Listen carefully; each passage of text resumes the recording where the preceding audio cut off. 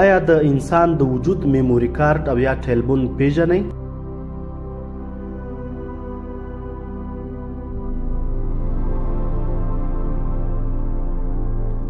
په دې ویډیو او تصویرونو کې د انساني ملا په تیر کې هغه اخیرنی هډوکي ته اشاره شوې چې په حدیث شریف کې ورته عجب ذنب او د طبي ساينس په اصطلاح کې ورته ټیلبون ویل کیږي.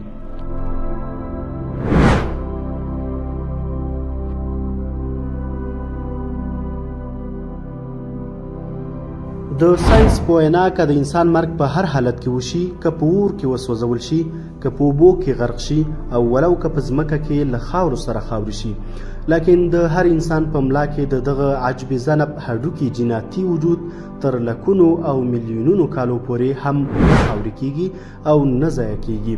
نوی ساينس په خپل تحقیق کې زیاتوي چې د انسان د ملا په دغه هډوکي کې عجیب حکمت دا دی، دغه هډوکی د انسان په وجود کې د میموري کارت یا توربکس غوندې فعالیت لري. یعنی په دغه هډوکو کې د انساني تخلیق رازونه، ډي ان اے، قد و قامت، وزن، د خلیاتو تعداد، د وینې ګروپ او حتی چې د ګوتو تر نښانو پورې مکمل تفصیلات الله جل جلاله په دغه عجب ذنب هډوکي کې ساتلي دي.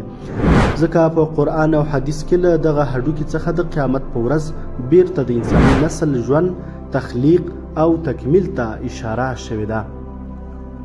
قال رسول الله صلى الله عليه وسلم: كل ابن آدم يأكله التراب إلا عجب الذنب منه خلق وفيه يركب. ژباړه: ټول د آدم اولاده به له خاورو سره خاوري شي پرته د عجب ذنب هډوکي څخه انسان له هغه څخه تخلیق شوی او بیا به هم د قیامت په ورځ تخلیق کیږي.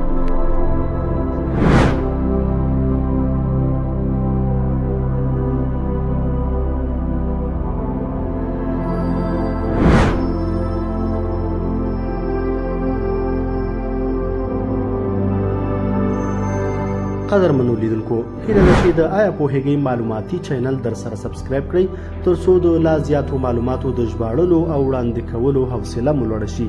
نړۍ مننه.